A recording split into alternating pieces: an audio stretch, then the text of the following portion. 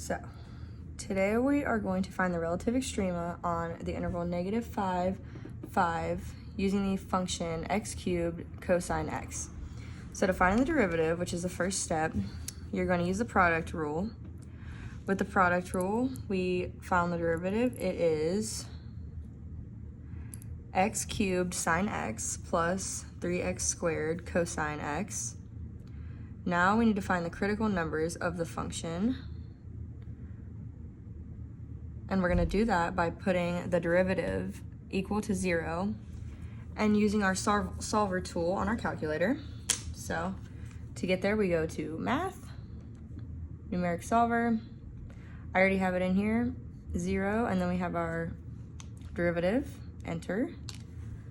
Now basically we just guess, so we're going to guess the interval, start with -5. We're going to guess all the whole numbers in the interval. Graph, that gives us -5.806. That is smaller than -5, so we're not going to use that one. It's not in the interval. Then we'll go to -3.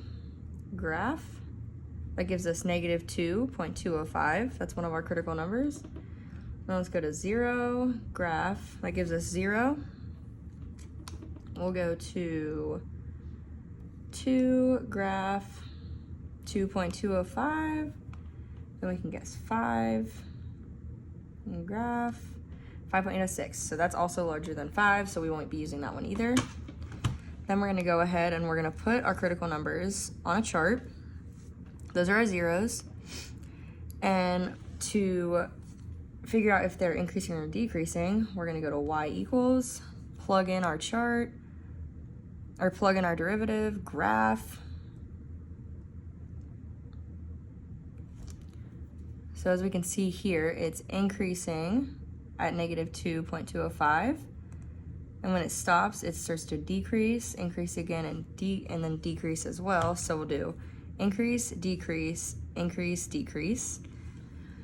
And then for our original function, that means it's increasing, decreasing, increasing, decreasing. So there's a relative max here, a relative max here, and a relative min here. So for our relative maxes, there's one at 2.205 right here, and one at -2.205 right here, so right there. And then our relative min is 0. Then to find our y, those are just our x coordinates. So then to find our y coordinates, we're gonna take our x coordinates and we're gonna plug them in to the original function. So when we do that, we'll go to quit. We have 0 to the 3rd, cosine 0, close. That gave us 0, so the relative min is 0 for the y. We have -2.205 to the 3rd, cosine -2.205, close parentheses. That gave us our 6.352. Then we'll do +2.205 to the 3rd, cosine +2.205, close parentheses. That gives our -6.352. So then we found our relative maxes and mins for that interval, for the interval -5.5 to 5. Now we're going to find the absolute extrema for -3x.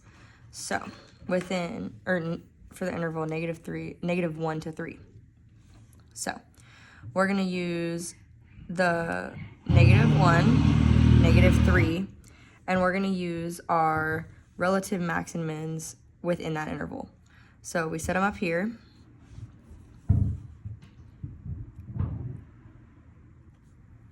And then we plugged in our x's again to the function, the original function. And this is what we were given. So for -1, we were given -0.54. For 0, we were given 0 again, seen up here. 2.205, we were given -6. And then 3, we were given -26. So we'll do the -1 to the 3rd, not to the 33. Cosine to the -1. There's that -0.50, and then